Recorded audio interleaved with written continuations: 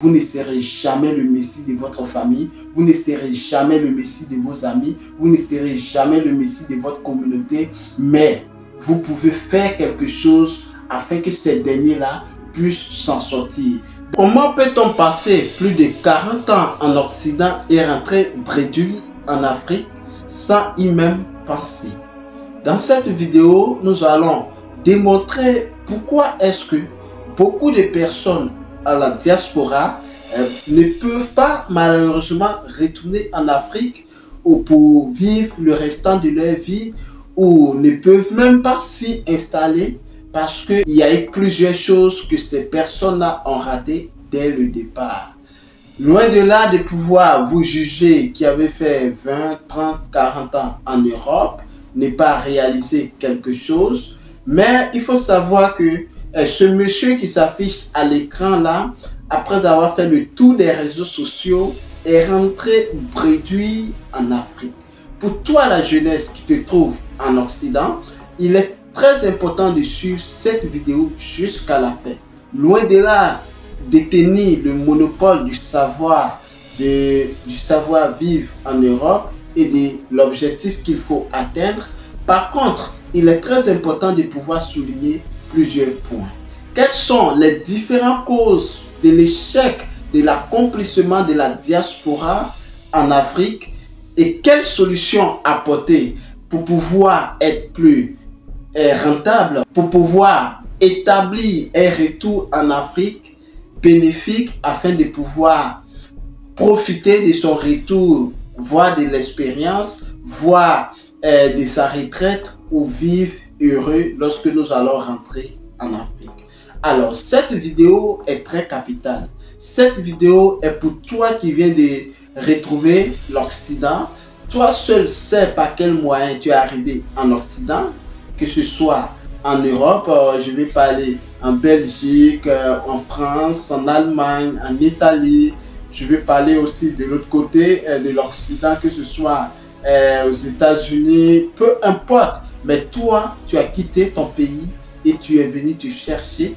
Pourquoi est-ce que tu ne vas pas réaliser quelque chose chez toi en Afrique? Dans cette vidéo, nous allons en parler.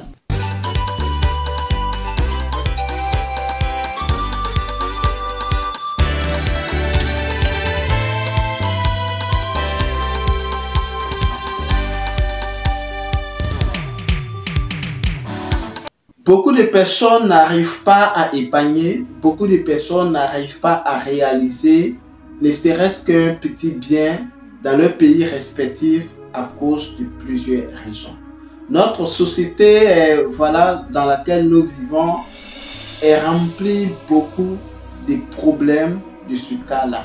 Combien de fois avez-vous entendu que plusieurs membres de la diaspora sont rentrés bredouilles en Afrique? Combien de fois avez-vous entendu plusieurs histoires du genre la diaspora a envoyé de l'argent en Afrique et se sont fait burner, arnaquer par leur propre famille, par leurs propres amis, par n'importe quelle société en place parce qu'il y a eu plusieurs choses que plusieurs personnes ignorent. Mais dans cette vidéo, je vais en quelque sorte relater pourquoi est-ce que la diaspora non seulement échoue son retour en Afrique et pourquoi est-ce que nous n'arrivons même pas à nous imposer en Europe, en Occident où nous nous trouvons. Salut à tous, pour toi qui viens de me suivre, je suis Kwame Ferdinand, je suis agripreneur, je suis négociant de matières premières spécialisé dans les cultures pérennes telles que le cacao, les noix de cajou, le palmier à huile. Je suis également négociant de céréales. Cette chaîne, nous parlons de business, nous parlons d'entrepreneuriat, nous parlons du mindset, nous faisons du coaching personnalisé. Nous plongeons au cœur des paysans, producteurs de matières premières, afin de montrer leur quotidien, partager leurs cris de cœur et opter pour une solution rapide et efficace dans le but de contribuer au développement rural en apportant notre expertise favorable à leur réussite. Tout d'abord, avant de rentrer dans le vif du sujet, je vais donc vous inviter à vous abonner si ce n'est pas encore fait, à liker nos vidéos, à partager cette chaîne massivement autour de vous afin d'agrandir la communauté. Donc, pourquoi est-ce que la majorité des personnes vivant en Europe ou aux États-Unis peinent à joindre les deux bouts, ne serait-ce que même dans le pays où ils sont, ou même lors de leur retour, parviennent à ne pas avoir grand chose comme réalisation en Afrique. La première chose qu'il faut savoir est que la base de l'échec de la majorité des membres de la diaspora est causée, et je dirais généralement, par la famille. Quand je parle de la famille, qu'est-ce que je veux parler de cela?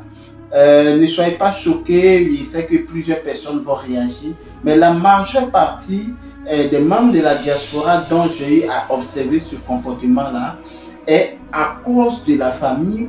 Cette famille-là qui ne pense même pas à la stabilité de leurs frères, de leurs sœurs en Europe, qui ne fait que demander de l'argent.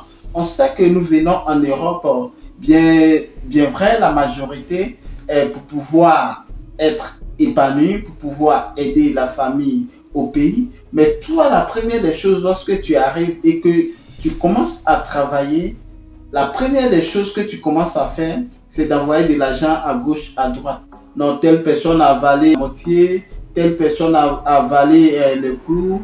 Et c'est toujours toi qu'on appelle pour pouvoir dépanner cela. Même il y a ces personnes qui, quand tu étais au pays, tu n'avais même pas connaissance de ces personnes-là. Vont quitter d'une part, je suis ton oncle, je suis ton, voilà, ta nièce, je suis, voilà, le frère de ton frère qui était de l'autre côté, qui n'est pas venu au village, ça fait tellement longtemps. Donc, il y a plusieurs paramètres où on va commencer à avoir des sollicitations des membres de la famille, que ce soit proche ou lointain. Et toi, par contre, tu te dis que voilà, vu la situation que tu as laissé la famille au pays, tu ne peux pas voilà, les laisser tomber comme ça. Donc, ce qui fait que tu travailles, tu touches même 1500 euros, 2000 euros. Et voilà, même par mois, tu peux envoyer ne serait-ce que même 500 euros, d'autres même envoient même 600 euros, voire 1000 euros en fonction de leurs moyens, et qui ne prennent même pas la peine même de pouvoir déduire leurs charges d'abord. D'autres finissent même de subvenir aux besoins de ces proches-là avant qu'ils ne se rendent compte que voilà, je n'ai pas encore fini de régler mes factures. Donc, qu'est-ce qu'ils vont faire? Ils vont prendre des crédits pour pouvoir essayer d'amortir un peu les charges et tout cela. Donc, pour une personne qui a pris ce temps-là à travailler plus de 5 ans, 10 ans, il ne sait pas comment dire non à son frère, ne sait pas comment dire non à sa propre mère. Oui, évidemment. Donc, je parle de la famille. Il y a aussi des mamans qui exagèrent souvent. Très souvent, elles peuvent habiter voilà, dans le même quartier, mais une fois que toi, ton fils, son fils vient d'arriver en Europe, la maman va commencer à exagérer, va commencer à trouver que le quartier n'est pas assez bien pour elle, vice-versa, comme le père. Bon, la majorité, les pères ne sont pas trop sur ce côté, mais les mamans, il y a des mamans qui exagèrent franchement. Donc, elle va commencer à, je connais un ami, voilà, qui a même essayé de pouvoir proposer d'acheter un terrain dans un quartier, voilà, pour pouvoir abriter sa mère là-bas. Et cette dernière, devinez bien ce qu'elle a dit. Elle a refusé complètement, soit disant que le quartier n'était pas assez bien et c'était tellement éloigné et ça ressemblait à un village et tout cela. Donc, le gars, il était obligé de pouvoir prendre un appartement dans un quartier très huppé. Je ne vais pas dire le pays afin que voilà, ce dernier ne puisse pas, voilà, en tout cas tombant sur cette vidéo, ne puisse pas se fâcher. De toutes les façons, je n'ai pas dit le nom. Donc, voilà. Donc, il va prendre un appartement dans un quartier un peu huppé. Donc, il va commencer à payer le moyen approximativement à 120 000 francs CFA. Donc, vous voyez, quand vous convertissez 120 000 francs CFA, et ce dernier touche 1800 euros net par mois. Il va payer le loyer de sa maman à 120 000 francs CFA. Il va payer l'électricité, il va payer l'eau, il va payer, il va envoyer l'argent de la nourriture et tout ça. Donc, en général, ce dernier me disait qu'il pouvait dépenser minimum peut-être de 300 à souvent 350 à 400 000 francs par mois. Et vraiment, il était à bout de nerfs. Ça faisait plus de 5 ans qu'il gérait comme ça. Et que lui-même, il en avait marre, mais il ne savait pas comment s'y prendre et tout cela. Et devinez bien, cet ami-là n'a même pas, comme en épargne personnelle, même pas 2000 euros. Donc, moi, je lui ai dit, non, mais ça fait combien de temps tu étais ici? Et il m'avait parlé de plus de 10 ans en Europe qui vivait ici et tout cela. Comptez bien aussi que ce dernier a une famille ici, donc il doit s'occuper. Et donc, moi, j'ai pris la peine de lui dire, voilà, tu vas dire à ta maman que, voilà, j'ai bien fait des choses, je sais que ce n'est pas assez suffisant, mais excusez, je vais prendre au moins 2 ou 3 ans pour pouvoir se concentrer sur moi. Et devinez bien, lorsque cet ami-là a eu le cœur de pouvoir dire à sa maman a pris plus de 1 mois sans parler avec ce dernier. Moi, je lui ai dit clairement qu'on ne dit pas que ta mère est la cause de ton échec, mais franchement, ta maman exagère. Parce que si tu continues dans le même volet là, tu ne vas pas t'en sortir. Et devinez bien, à part sa mère, parce qu'il y a sa maman, il y a son papa qui habite là-bas, et il y a ses frères et soeurs qui habitent là-bas, et qui n'arrivent pas, ce dernier essaie de même trouver des formations en agriculture pour que ce dernier puisse faire. Écoutez bien, non, c'est pas ce que je veux faire, je n'aime pas l'agriculture, je fais des études puisque ce sont les étudiants qui ont eu pas mal de diplômes, ils essaient de passer des concours et autres. Je lui ai dit clairement que toi, tu ne vas jamais pouvoir t'en sortir de toute ta vie si tu ne prends pas des initiatives claires et nettes pour stopper tout cela.